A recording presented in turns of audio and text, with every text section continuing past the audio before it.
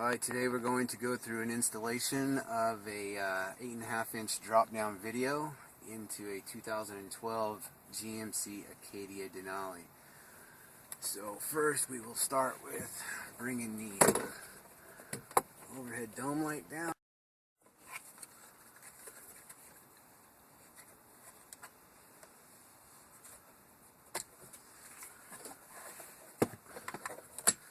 You always want to get this because we're going to be cutting a hole right here for the TV to go to. So this is the overhead dome light harness. And it's always best to get it out of the way. We're going to be reusing it, but you don't want to cut it when making cuts into the headliner. We're going to go through actually getting the holes ready for the brace on the TV to hang. This is simply a hood prop here for some mechanics use. It's great to hold the TV up in place where you want it. Basically you got to get it right centered, and you also want to make sure that it's not crooked. And you just do that by looking up the back side here and making sure it's level straight across. I just popped the light covers off because that's where two of the access holes are. I've got just a normal straight pick. Go up, pierce the holes.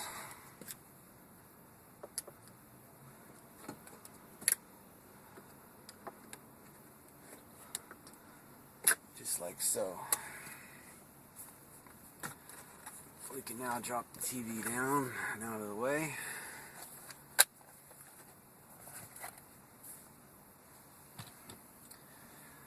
Brace we're using has some like 1/4-inch studs that's going to come through the headliner, so I'll show you that here in a minute. So what you want to do is enlarge these holes to allow for the brace to come through. Just a standard Phillips screwdriver will work fine.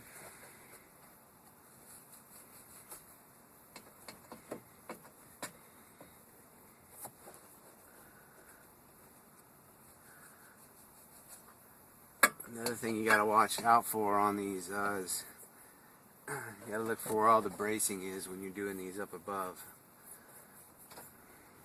Just make sure you're not going to conflict or no metals rubbing on metal, cause all kinds of rattle and vibration.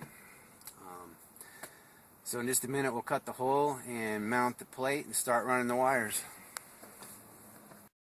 To cut out the headliner, get a knife similar to this, keep the blade fairly sharp. We're just going to make sure we cut inside the edges of the holes that have gone in there.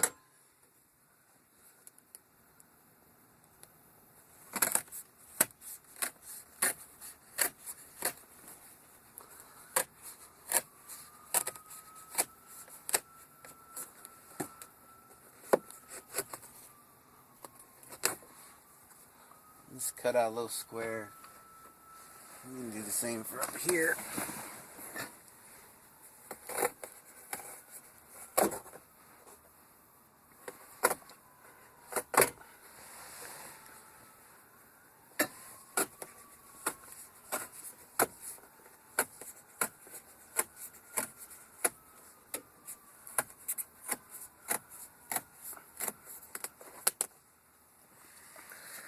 Like so. Now we have our factory brace, which will get mounted into these holes, and we'll secure it to the bracing up front. Just need to pay attention to the spacing of the studs. The easiest way is to come up through here.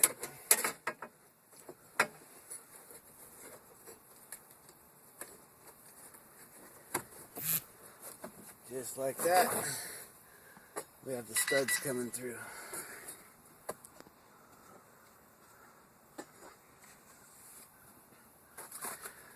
Because there's a gap between this brace and the actual brace going across the roof line, we need to we need to keep the brace down here, so we're going to fill that gap with some foam before securing it.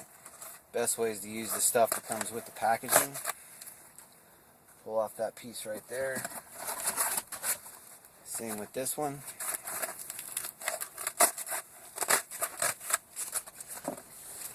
And what we're going to do is take and tuck it up in here, going all the way forward on both sides.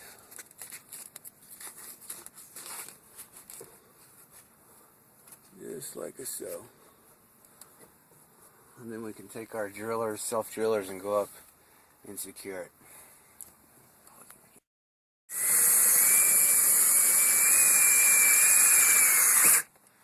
Alright, so what we're doing here is we got some, I don't know, 1.5 to 2-inch self-tappers.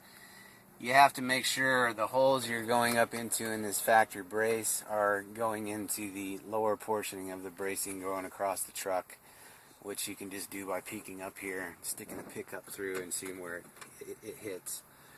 And so on this one, we're using the very back holes.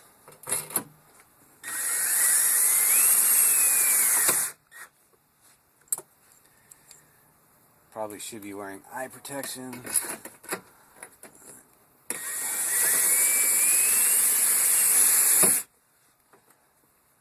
So what you want to do is just get these divide into the metal. And when we actually go to mount it, we'll kind of adjust everything. Okay, so what we've done here, we're getting ready to run the wire. Just need to fish it through the headliner. I've got a really big commercial size wire tie that I use to pull. Actually works pretty good. Just drop your door moldings down, and so you can stick the trace, your fisher up through the headliner here. And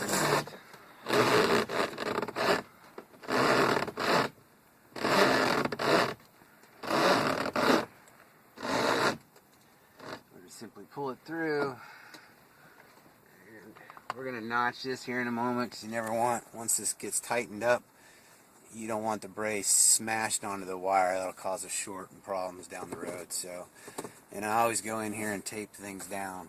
But right now I'm going to go ahead and fish it up to the front, zip tie it and secure it, and down into the dash where we'll wire it up. Okay, so we've ran the wire, it's taped down all up through here, come up underneath the airbag, and then secure it with some zip ties going all the way down the A-pillar here. Then we're going to drop down into the dash. I've removed the lower panel down here. The wire's going to run across and eventually come out over here. So what we're going to do is remove this panel. Touchy panel to get out. Be careful not to snap things. Watch your clips coming out this way, and pull it out just like that. You can cut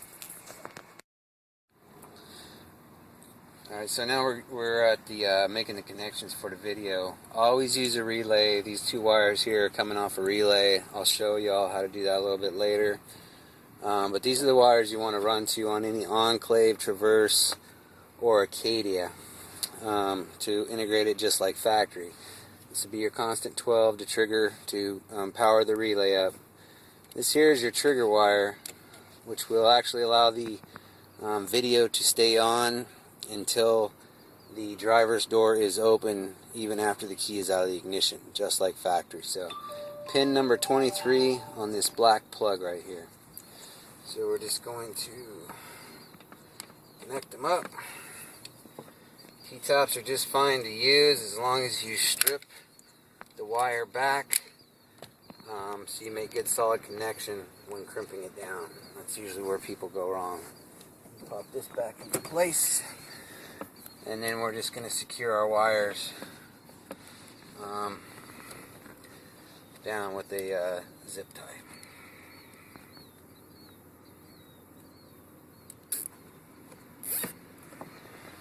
Take you around the other side and show you the relay, and we got over here the relay. We've got the yellow wire which ran over to the other side into the constant. The red is our trigger, which is basically your retained accessory. Black is ground.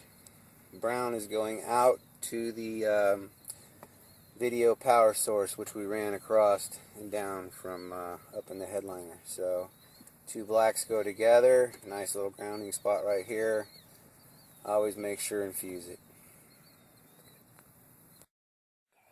Alright, so what we got here is the power wire that we ran ahead of time. This is the factory dome light. I've got connectors on now. Everything's taped back down nice and neat.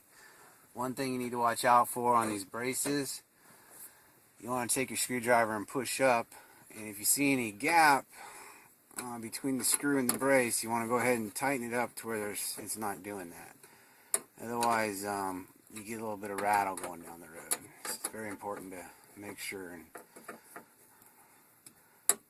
make it as tight as possible. So, I don't know if you probably heard that.